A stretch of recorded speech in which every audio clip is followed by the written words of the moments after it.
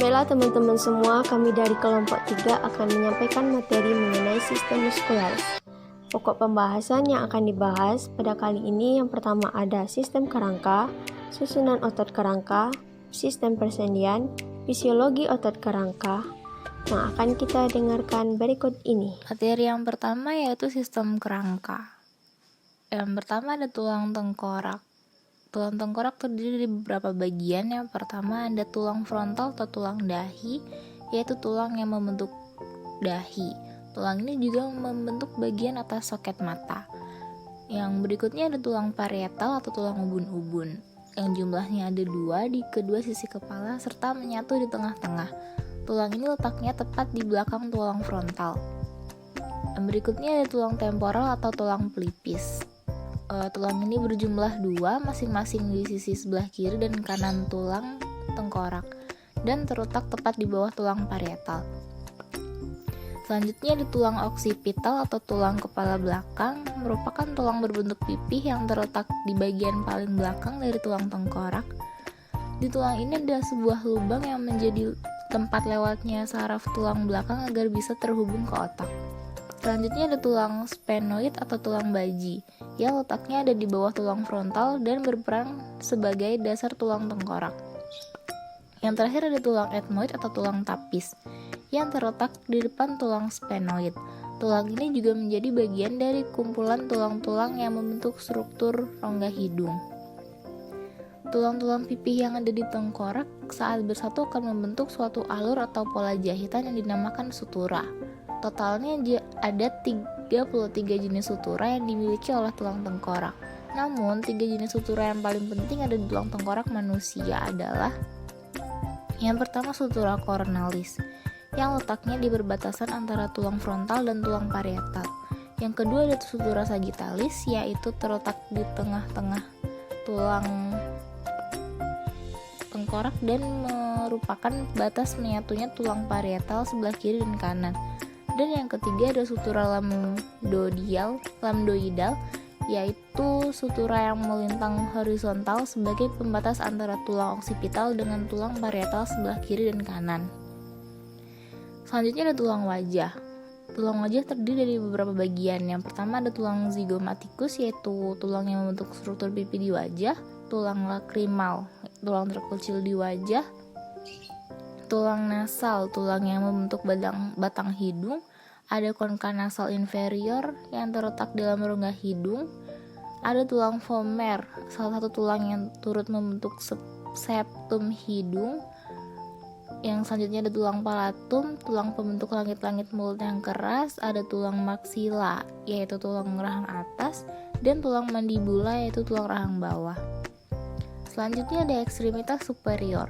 Ekstremitas atau yang sering disebut anggota gerak adalah perpanjangan dari abdomen atau merupakan anggota tubuh prehensilitas yang digunakan untuk mencengkram atau memegang, seperti lengan gurita, lengan atau ekor monyet yang terdapat pada manusia atau hewan lain.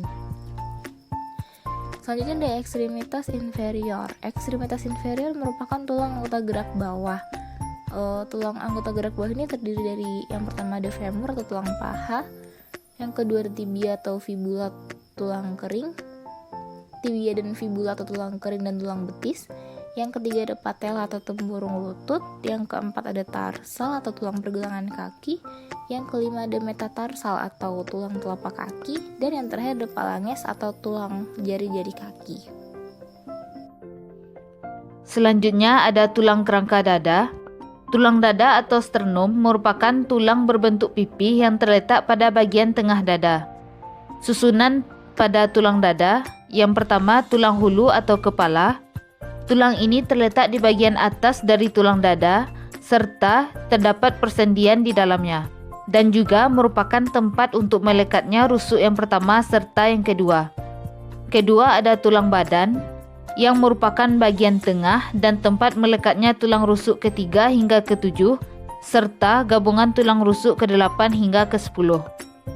Ketiga, tulang taju pedang, merupakan tulang yang letaknya di bagian bawah dari tulang dada dan terbentuk dari tulang rawan.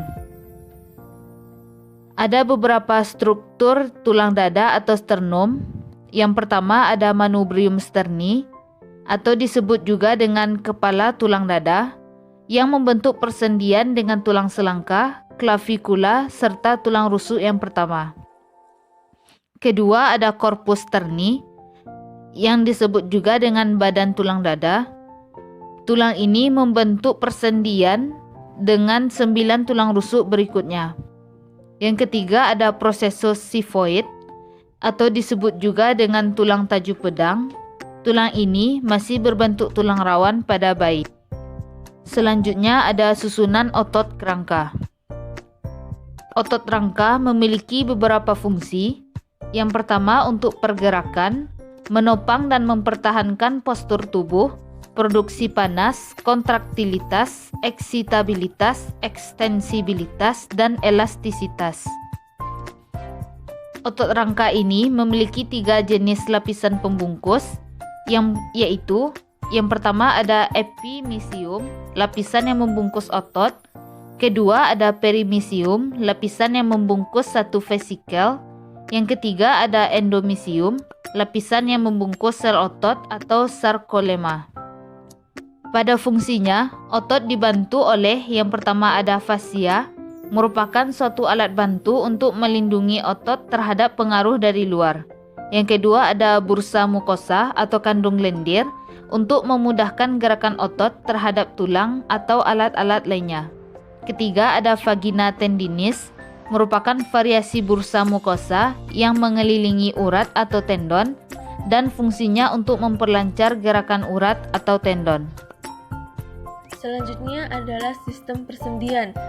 Yang pertama, klasifikasi sendi berdasarkan strukturnya dibagi menjadi 3, yaitu 1. Sendi fibrosa. Sendi jenis ini tidak memiliki rongga namun memiliki jaringan fibrosa yang memperkokoh hubungan antar sendi. Kedua, sendi kartilago. Sendi ini menyerupai sendi fibrosa yaitu tidak memiliki rongga sendi. Ketiga, sendi sinovial merupakan sendi yang memiliki rongga dan diperkokoh dengan kapsul serta legamen pembungkus sebagai pelindung persendian. Yang selanjutnya adalah sendi berdasarkan gerakannya. Pertama, sendi mati atau sinartrosis merupakan sendi yang tidak bisa bergerak. Kedua, sendi kaku atau amfiartrosis merupakan sendi yang masih dapat digerakkan meski gerakannya terbatas. Ketiga, sendi gerak atau diatrosis atau sinovial merupakan sendi yang dapat digerakkan secara leluasa. Selanjutnya adalah sendi berdasarkan arah gerak. Yang pertama, sendi geser. Sendi ini memungkinkan gerakan antara tulang yang satu menggeser yang lain. Contoh sendi geser adalah sendi penghubung tulang di pergelangan tangan. Kedua, sendi engsel merupakan sendi yang memungkinkan terjadinya pergerakan satu arah saja. Contoh sendi engsel adalah pada tulang lutut dan siku. Ketiga, sendi gulung. Sendi ini memungkinkan tubuh untuk melakukan gerak rotasi pada poros, tapi gerakannya terbatas. Contohnya adalah hubungan antara tulang hasta dan pengumpil. Keempat adalah sendi putar. Merupakan salah satu sendi yang gerakan salah satu ujung tulangnya mengitari atau membuat gerakan berputar pada ujung tulang lain. Contohnya adalah sendi antara tulang tengkorak dan atlas. Kelima adalah sendi peluru. Merupakan sendi yang bisa bergerak ke segala arah. Contohnya adalah sendi yang menghubungkan antara tulang atas dan gelang bahu. Keenam adalah sendi pelana. Sendi ini mampu bergerak ke samping dan depan atau membuat gerakan dua arah.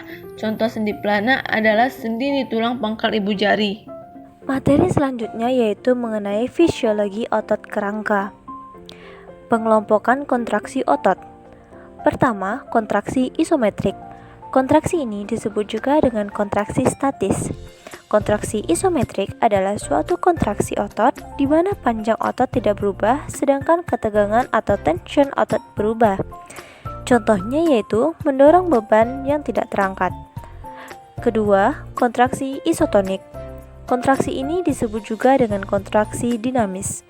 Kontraksi isotonik adalah suatu kontraksi di mana panjang otot berubah sedangkan ketegangan otot tidak berubah. Contohnya yaitu mengangkat suatu beban. Yang ketiga ada kontraksi isokinetik. Kontraksi isokinetik adalah kontraksi otot dengan kecepatan kontraksi konstan. Contohnya yaitu kontraksi lengan pada saat yang smash bola dalam permainan bola voli. Selanjutnya, kelelahan otot. Penyebab dari kelelahan otot yaitu: pertama, aktivitas yang berlebihan, 2, kurang tidur, 3, olahraga berlebihan, 4, stres dan depresi, 5, menstruasi berat, 6, menderita penyakit tertentu, dan 7, obat-obatan tertentu. Contohnya, beberapa obat jantung, obat kemoterapi, obat anti-HIV, dan interferon, yaitu obat yang digunakan penderita kanker untuk multiple sclerosis. Obat-obatan untuk menderita tiroid yang terlalu aktif. 8, usia. Selanjutnya kehamilan. Dan 10, penyebab kelelahan otot yang tidak biasa. Selanjutnya efek kelelahan otot, yaitu tidak termotivasi dan sulit berkonsentrasi. Cara mengatasi kelelahan otot ialah: pertama, istirahat yang cukup. Kedua, konsumsi makanan yang bergizi dan bernutrisi. 3, mengonsumsi suplemen makanan seperti multivitamin atau minyak ikan. 4, minuman yang mengandung kafein.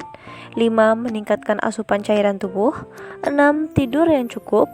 7, mengompres otot yang sakit.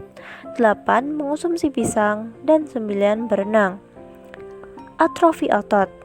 Atrofi merupakan kondisi ketika jaringan otot mengecil atau menyusut. Atrofi berdasarkan penyebabnya dibedakan menjadi 3, yaitu: pertama, atrofi otot fisiologis. Umumnya dialami oleh orang-orang yang memiliki tingkat aktivitas fisik yang rendah. Kedua, otot neurogenik. Atrofi otot neurogenik disebabkan oleh cedera atau gangguan pada saraf yang berfungsi untuk menggerakkan otot. Yang ketiga, atrofi otot patologis. Umumnya disebabkan oleh penyakit atau kondisi medis tertentu yang membuat tubuh tidak dapat membentuk jaringan otot. Penyebabnya yaitu kurang gizi, sindrom Cushing, kanker, kontraktur otot, dan kelainan autoimun. Gejala atrofi otot yaitu: pertama, salah satu atau beberapa bagian tubuh melemah. 2, anggota tubuh tampak lebih kecil dari yang lain. 3, sulit beraktivitas seperti berjalan, duduk, menelan, atau menggenggam sesuatu. Penanganan terhadap atrofi otot yaitu aktivitas fisik, fisioterapi, diet khusus, dan obat-obatan, serta operasi. Selanjutnya, distrofi otot. Distrofi otot merupakan salah satu bentuk kelainan otot. Pada umumnya, distrofi otot disebabkan oleh kelainan genetik yang diturunkan oleh orang tua kepada anaknya. Distrofi otot juga dapat disebabkan oleh hasil mutasi genetik yang tidak diturunkan. Jenis dari distrofi otot dibedakan menjadi 5, yaitu: pertama, distrofi otot Duchenne. Penyakit langka ini gejalanya dapat terlihat sejak usia 2-6 tahun. Kelainan ini menyebabkan otot melemah dan menyusut atau sebaliknya membesar. Gejala awalnya berupa gangguan pernafasan dan jantung. Kelainan ini menyebabkan tulang belakang, lengan, dan kaki umumnya perlahan akan lumpuh sehingga penderita perlu menggunakan kursi roda. Kedua, myotonik. Disebut juga dengan penyakit Steiner atau MMD. Kelainan ini dapat menyebabkan usia harapan hidup penderita berkurang. Gejalanya dapat berupa kejang otot atau kaku setelah beraktivitas. Yang ketiga ada limb girdle. Ditandai dengan melemahnya otot secara bertahap mulai dari pinggul, kemudian kaki, lengan, dan bahu. Pada jangka panjang dapat menyebabkan penderita tidak dapat berjalan. Keempat, distrofi otot Becker. Gejalanya berupa menyerupai Duchenne dengan tingkat keparahan yang jauh lebih ringan dan perkembangan penyakit lebih lambat, sehingga kemungkinan harapan hidup hingga usia 30 tahun ke atas. Yang terakhir ada facial scapulohumeral. Ini merupakan otot yang menggerakkan tulang lengan atas, belikat, dan wajah. Nama lain dari penyakit ini yaitu Landausi-Dejerini. Gejalanya dapat terlihat pada usia remaja secara bertahap, akan menyebabkan penderita sulit menelan, berbicara, dan tampak penyakit yang berbeda-beda sesuai dengan tingkat keparahannya.